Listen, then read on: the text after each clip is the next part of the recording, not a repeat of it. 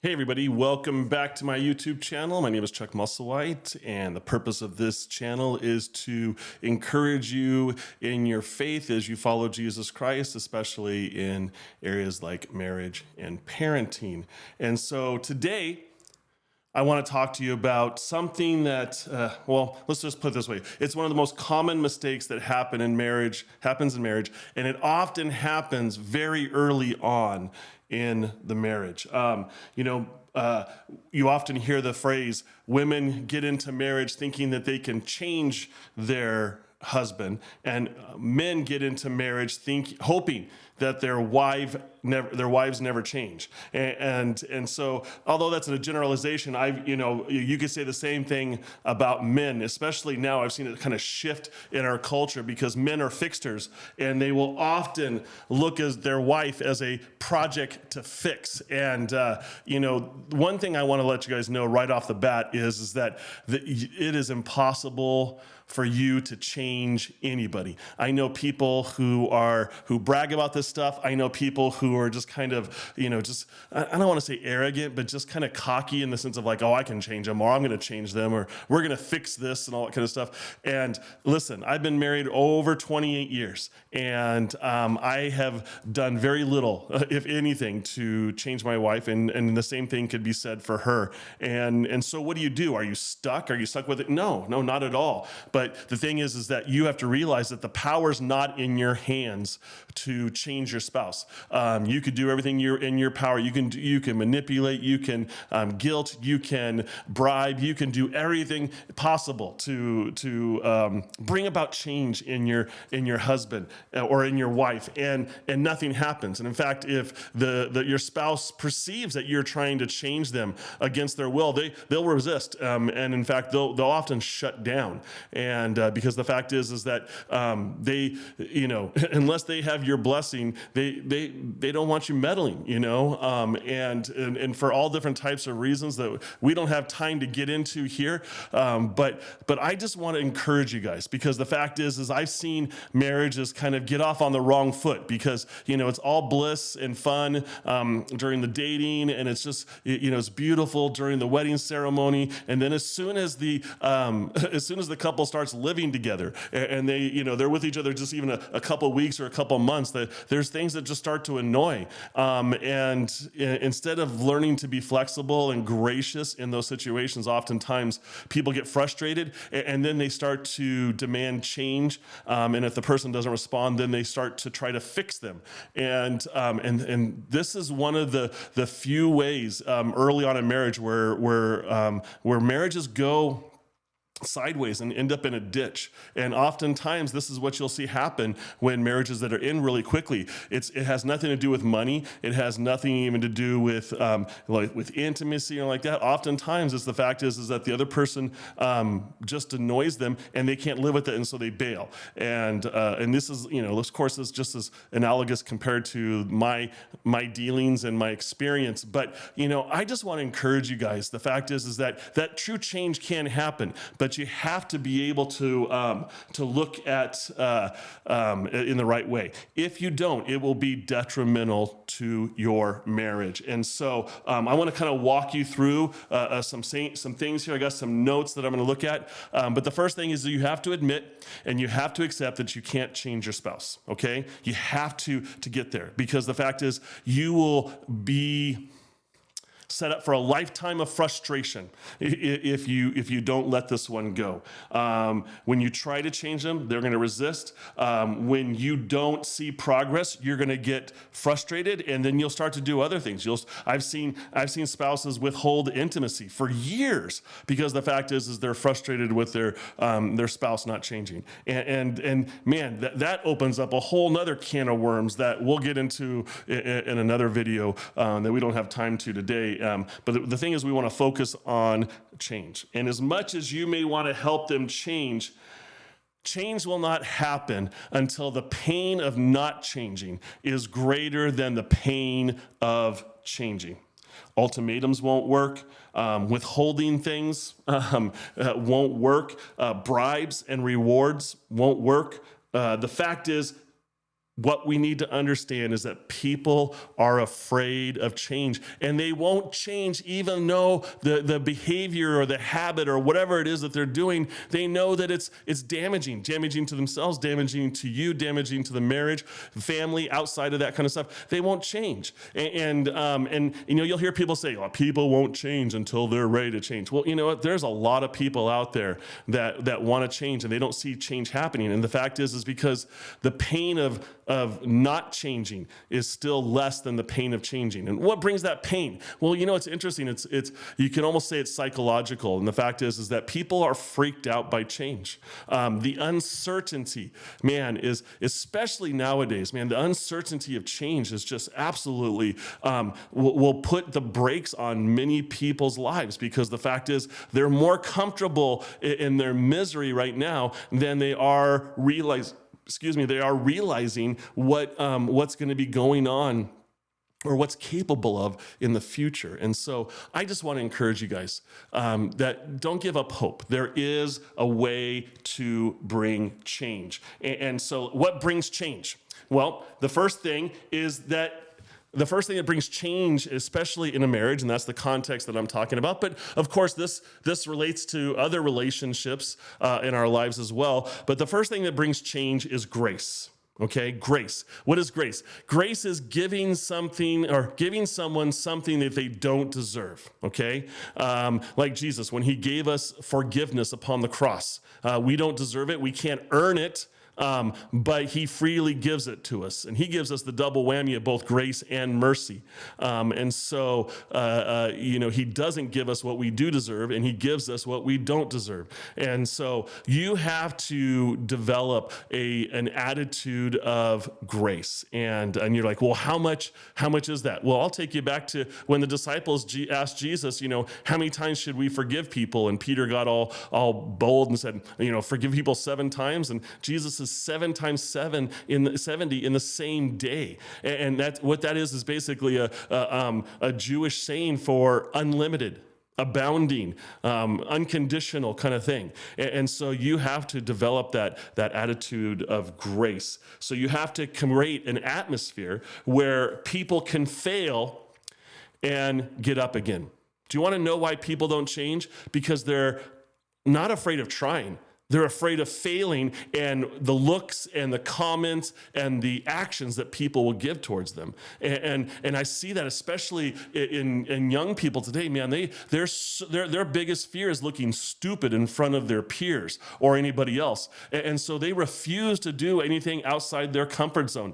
And they're living in these lives of limited possibilities, because the fact is that they will only do things that they see either they've done before or that they see their peers doing, but they won't try anything. And so, we have to create that atmosphere where people can try, they can fail, and then they can get back up again with the encouragement and support of the people behind them. The second thing is that when people do try, we need to focus on the attempt and the effort, not on the shortcoming. Not on the shortcoming, okay? Man, we're such a critical culture. And we like to point out what everybody's done wrong, and like we're some kind of expert, and we do it right all the time. But what I'm going to tell you right now is that when people are trying to change, we need to focus on the attempt, and we need to applaud the effort. Now, this isn't a Pollyanna thing, like, oh, everything's positive kind of thing, because there's going to be times where they just give it a crappy effort. Well, then focus on that. Like, well, that was pretty weak effort. Okay, you can call it like it is. It's okay to be honest. It's just not okay to be harsh. And so I just want to challenge you guys to make sure that you focus on the attempt and the effort, not on the shortcoming. Second of all, you want to highlight the progress and the growth, okay? If they've tried many times and this last time they tried, like, well, you got farther than last time, we're making progress. Even if that progress is painfully slow for you and you don't understand why they don't get it, you've got to be the cheerleader in their corner, okay? And then finally, you have to be willing to offer forgiveness and mercy when they stumble and fall. Are you the one to be there to pick them up and say, you can do this. You got it. Let's try it again. Okay. Oftentimes we stand back and we love to say, phrases like, I told you so, or you need to listen to me, or, you're not doing it right. And the fact is in their head, they know that. And there may be something that's tripping them up, but I just want to encourage you. Make sure that you're one who's there to offer forgiveness and mercy. So the first thing that we do to bring change in a marriage is we offer grace. Okay, now listen, I know some of you people, man, you guys have the gift of grace, and it's just like you've extended way more than your spouse can ever deserve, okay? And that's why I think the second thing is probably the most important in this whole process of bringing change, and that is prayer. Okay, the number one way to bring change is to take it to God. Okay, now, as I mentioned, I know some of you guys may be frustrated. I know some of you guys may be at your wits' end. Well, instead of venting that frustration on your spouse, take it to God. Just go on a walk by yourself. Go on a drive by yourself and just pour out your heart, okay? Pour out the tears, pour out the anger, the frustration, pour it all out. Give it all to God. Because one, he knows already, but two, he's wanting you to come to him, and he's there to hear you, and he's not going to judge you. He's not going to think that you're less of a Christian because you're doing that, because the fact is when we're around other human beings, they're going to frustrate us. And so I want you guys to make sure that you are taking it to the Lord.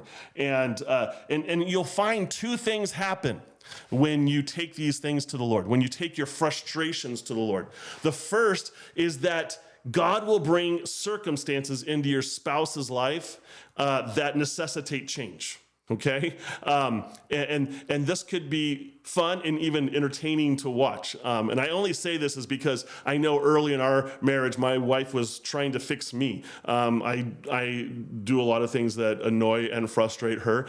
She'll be the first one to say amen. But she learned a lesson. She learned a lesson probably about halfway through our marriage, year 15, I would say. I'm just guessing. I don't know. She's not here. She's going to join me on one of these podcasts one of these days. But she got so frustrated trying to change me that she just started taking it to the Lord. And as soon as she took it to the Lord, two things happened. One, God started bringing about circumstances in my life that brought change. And it was things, he made me deal with things that I wasn't willing to deal with. He made me deal with things that my wife was trying to bring about my life, and I purposely resisted because of her nagging, and so when she stepped back and let God start to do it, the change started to happen, and she was blown away by that, and so she just started committing everything that was frustrating her with me to prayer, and to the point where like, hey, okay, now I like it the old way.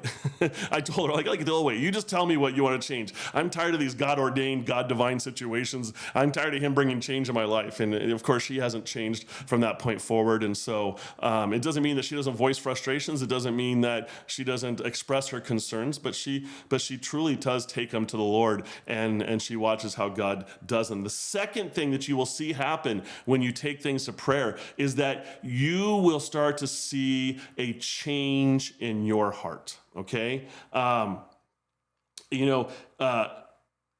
will soften your heart. Okay, and he may even show things in your life that are preventing that change. Maybe you're trying to bring so much change in your spouse's life that God's like, I can't do anything. I need you to get out of the way.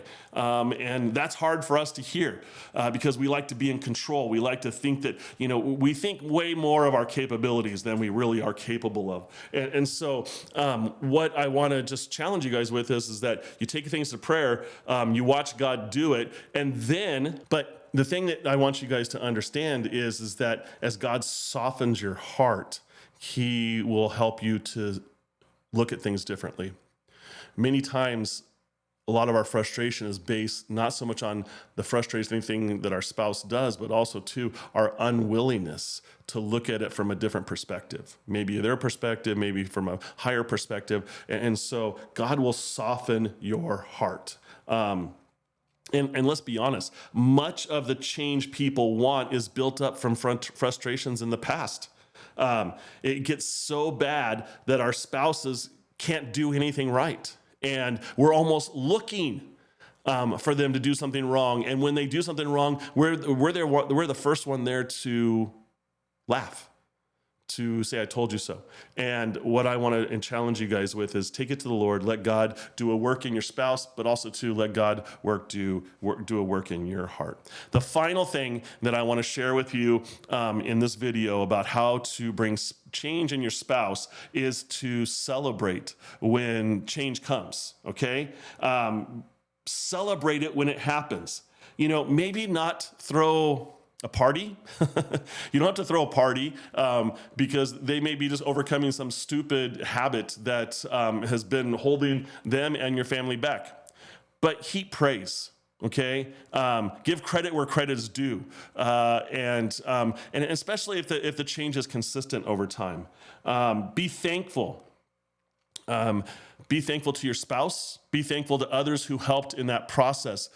Because when we develop that grateful heart, it's amazing how much it makes the situation so much more amiable. And so I want to encourage you, make sure that you're thankful. And then also, too, the final thing here, and I think I've said final thing like 10 times, but that's okay. I'm a preacher, and my kids always joke with me about how many times I say I'm going to close.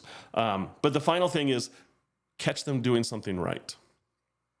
Okay?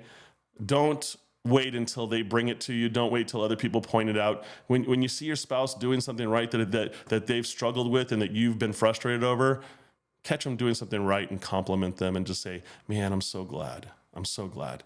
Now, they may not like it. They may like, kind of thing. But the fact is it does reinforce, and don't make a big deal out of it, but just say, oh, man, good job.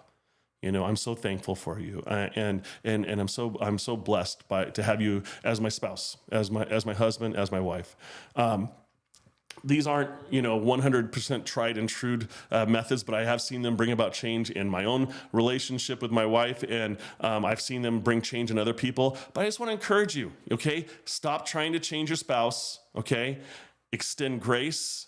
Take every frustration to prayer, and when God brings that change in their lives, celebrate it. Celebrate it from the rooftops, and let everybody know that God is powerful enough to bring change in our life. That's what I have for today. God bless you. We'll see you next time.